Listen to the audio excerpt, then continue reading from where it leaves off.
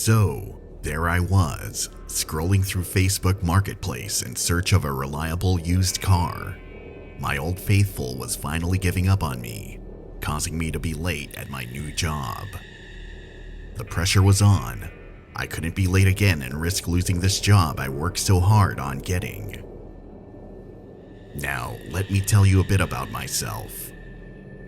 I work a 9-to-5 office job and live 35 miles away from where I work. A car was more than just a luxury for me. It was a lifeline. Unfortunately, this happened when I was struggling financially, so buying brand new was not an option.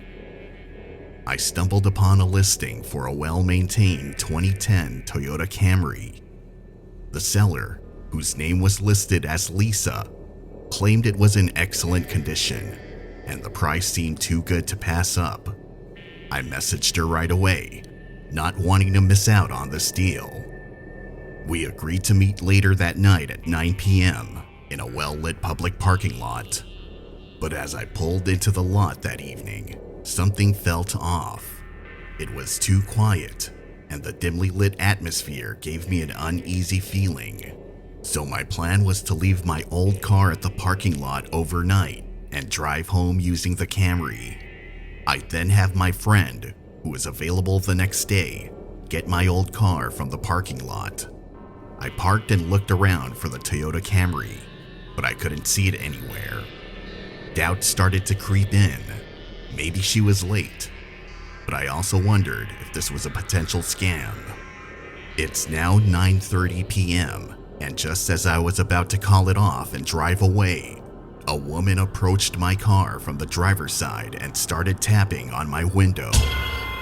It was Lisa, or at least she claimed to be. She looked nothing like her profile picture on Facebook. I could sense trouble, but I was also really looking forward to seeing the car. She mentioned for me to follow her to a secluded corner of the parking lot, which was pretty far from where I parked. I could see the Camry parked under a tree in a section of the parking lot where it was almost pitch black. Alarm bells rang in my head, but I hesitated because I could see that the car was actually there. We walked over to the car and stood beside the Camry, and just like it looked in the pictures, it looked very well maintained.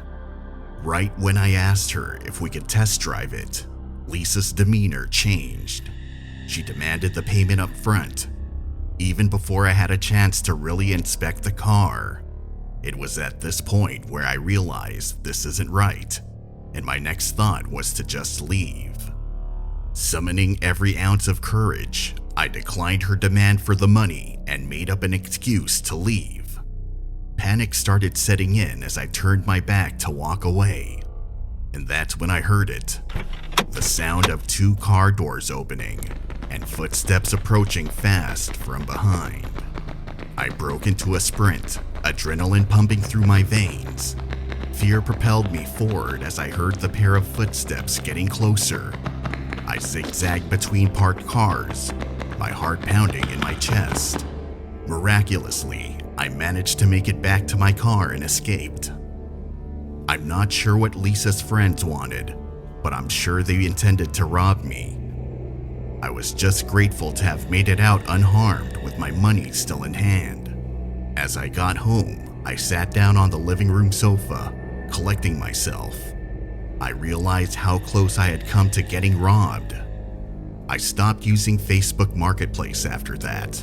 I ended up buying a used car at a dealership, and even though I spent more money in the end, I'm fine with it because I'd rather get robbed at the dealership than get robbed in a dark parking lot late at night.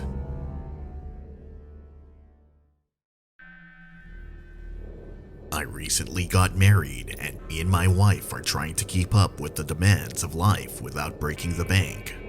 We recently moved into a new house and found ourselves in desperate need of a washing machine and dryer. Money was tight, so we turned to Facebook Marketplace in hopes of finding a budget-friendly solution. Scrolling through the listings, I stumbled upon an ad for a slightly used washing machine and dryer. The price perfectly aligned with our limited budget. In excitement, I messaged the seller, eager to secure the appliances we so desperately needed. The seller, who went by the name Mark, responded quickly and seemed friendly. We struck up a conversation, and Mark claimed that he was moving soon, so he didn't need the washer and dryer anymore. He told me he bought them brand new less than a year ago. We agreed to meet at his place later that week, specifically Wednesday afternoon at 1:30 p.m. Now, let me provide some context. My wife and I were just starting out in our careers, and we had invested most of our savings into the new house. Finding appliances at a reasonable price was crucial for us staying afloat. So, this opportunity felt like a godsend. The day arrived and I made my way to Mark's address, feeling a mix of excitement and uneasiness. I pulled up to the house, expecting to find Mark eager to complete the transaction. However, no one was there and the place looked empty. I received a message from Mark on Messenger, telling me to meet him in the back. Mark looks Mexican-American and in his late 30s. He opens the back door from the outside and shows me the washer and dryer. I told him I would need his help loading these into my truck and he said no problem. He seemed to be in a hurry at times while I was disconnecting the appliances from the house, but I just thought of it as him wanting to get rid of them. Me and Mark are loading the appliances into my truck when a car pulls up to the house. An older white man dressed in a suit and tie, probably in his mid-40s, steps out of the car and yells, "What are you doing with my washing machine and dryer?" I froze as I realized that this wasn't a sale. This was a burglary, and I was an unknowing participant in it. Suddenly, Mark makes a run for it to his car and leaves. I'm standing there, face to face with the real homeowner, who came home unexpectedly. Fear gripped me as I tried to explain to him that the appliances were posted on Facebook, and I thought Mark was the real owner. The police were called and I gave them all the details I could remember about Mark, and showing them the listing and all the messages we exchanged on Facebook. They then agreed that I really had no idea these appliances were stolen, and they were being sold to me by a person pretending to be the owner.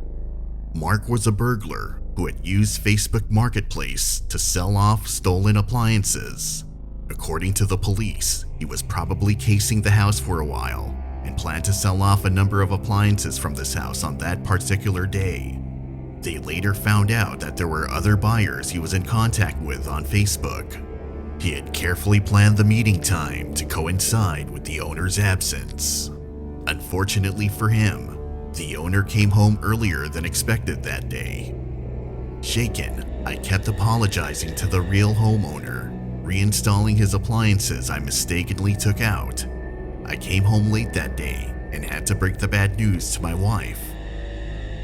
I told her what happened, and she was shocked that anyone would ever think of doing such a thing. This experience left me with a lasting lesson. From that day forward, I always made sure the seller is who they say they are. If the seller starts acting strange, I simply stop contacting them and forget about it. If something seems too good to be true, it usually is. It's crazy how some people come up with ways on how to make money off Facebook Marketplace.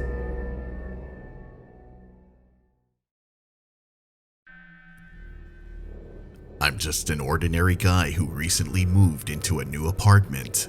It was a fresh start for me, as this was my first time being on my own. I had furniture, but no decorations to go with it. Money was tight, so I turned to Facebook Marketplace, hoping to find some cheap treasures to fill the empty spaces.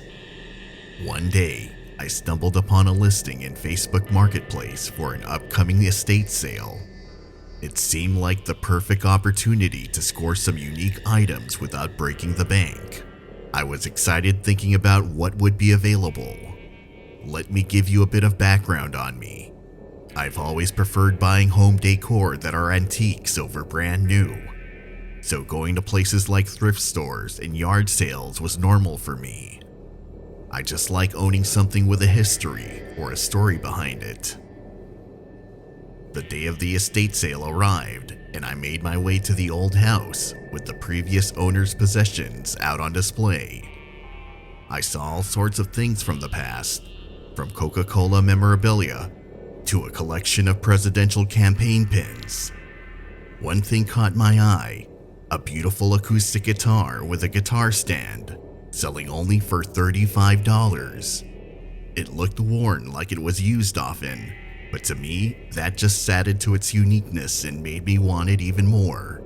I couldn't resist the guitar. It seemed like it would make a great piece in my living room, so I purchased the guitar and went home with my newfound treasure. When I arrived, I placed the guitar in the living room, right next to the sofa. That night, as I lay in bed, I thought I heard faint sounds, as if someone was softly strumming the guitar strings. I dismissed it as me dreaming and went to sleep. But then it happened again. A few nights later, I woke up at around 3 in the morning, plagued by insomnia. In the darkness of the night, I could hear the guitar playing on its own. The melody filled the apartment, sending shivers down my spine. I got out of bed and made sure my bedroom door was locked. I went back to bed and didn't get a minute of sleep. Whatever it was, the guitar had taken on a life of its own, an eerie presence that invaded my home. It was obvious that the previous owner still had a connection with the guitar. The next morning, I made up my mind to get rid of it. At first, I thought of listing the guitar on Facebook Marketplace, but I didn't want anyone else to be disturbed by its ghostly tunes. I decided to take the hit on my $35 and threw the guitar out in the dumpster. As the guitar left my apartment, a sense of calm settled over me once again. Things returned to normal, and I could finally sleep without the guitar haunting me at night. From then on, I became cautious when buying used items. With the previous owner's energy still attached to them, there's a certain aura that lingers, an intangible presence that can disturb the peace of a new home. Moving forward, I'll start investing in brand new decorations. It may cost more, but I'll have the assurance that I'm getting something with a clean slate, no lingering energies, and no restless nights.